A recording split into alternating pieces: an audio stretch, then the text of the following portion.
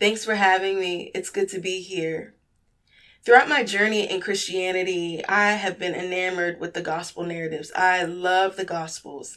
And in 2011, my faith kind of had a crisis. I was confused and disillusioned and uncertain and upset about the things that were happening in the world. And the thing that I used to find solace in wasn't helping at the time. So I went to the Lord and I cried out and I said, God, I can't find you. I can't see you and I need you.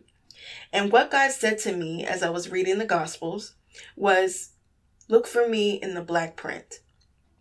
Now, I'm a black person and I'm a black believer. And so I found that kind of funny. But when I started to pay attention to what the Holy Spirit showed me that day, things began to change in my life with God. And I want to talk to you about Jesus in the black print. You see, what we see in the red print is all of the things that Jesus says, and this is important. We should care about those things. But when we pay attention to Jesus in the black print, we not only learn what Jesus has done, we get to learn what Jesus is prone to do. And when we know what God is prone to do, it helps us navigate uncertainty in the world.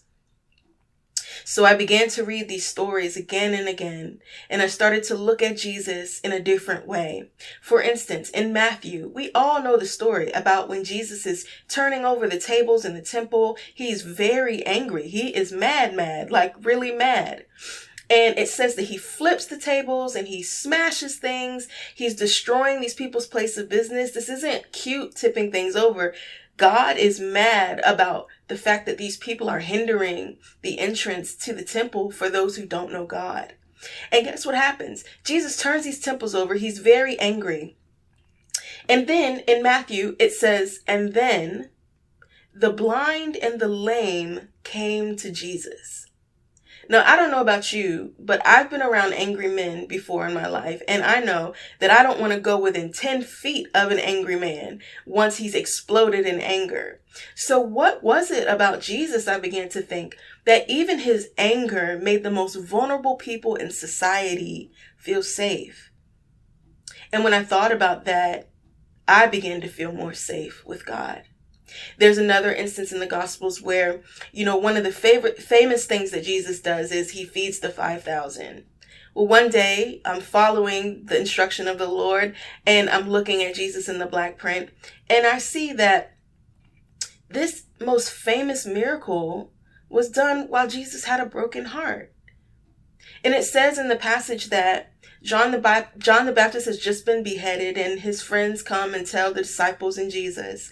And it says that Jesus goes off to a quiet place by himself.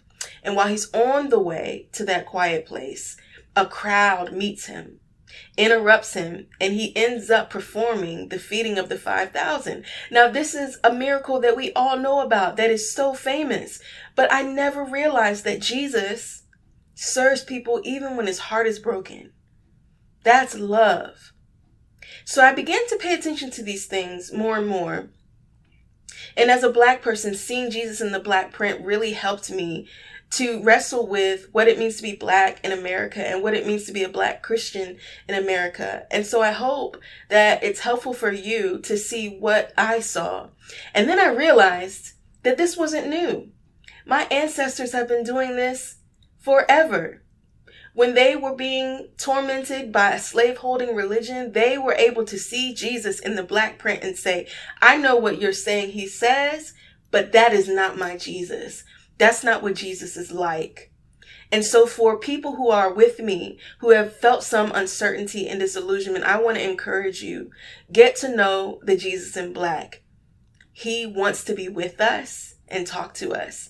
And I know that sometimes our quiet times can feel a little bit like awkward elevator silence. I don't know about you, but they felt like that for me before.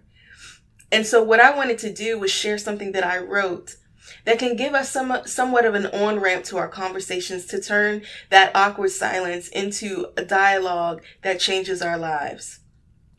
Now, this is a poem that I wrote based on what I found in the Jesus in black, and I hope you enjoy it.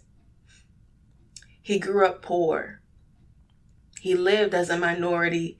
He grew up with a single mother. He has younger siblings. He has been a zygote, an embryo, a fetus, an infant, a toddler, a child, and a teenager. He has had his diaper changed. He's gone through puberty. He has a past. He's had to pay taxes. He's doing things and thinking things and feeling things right now as I speak. He has a future. He's been rejected. He's been lied to. He's been lied about. He's taken a beating. He's been stripped naked and had objects forced into his body without his consent. He's been abandoned by his friends. He's been called a bastard. He's been betrayed and kissed. He's been judged by religious leaders. He had to listen to people call his mom a whore. Read that in John 8. He's been punched in the face. He's been publicly shamed. He's had his things taken. He's been laughed at, spit on, exploited, publicly shamed. He's been unlawfully executed by the state. He has suffocated. He was innocent and murdered anyway. He is the only human who has ever really seen God the Father, and he's the only human who has never really sinned. He hasn't ever sinned. He was there in the beginning before the world or the heavens was made. He made everything. He's holding it together right now. He's holding you and me together right now. He's the only human who is uncreated. He is the happiest man who's ever lived. He's the funniest man who's ever lived. He's the most humble man who has ever lived. The most powerful man who has ever lived. He's the richest man who has ever lived. The safest man who has ever lived. He's the smartest man who has ever lived. The strongest who has ever lived. And he always will be.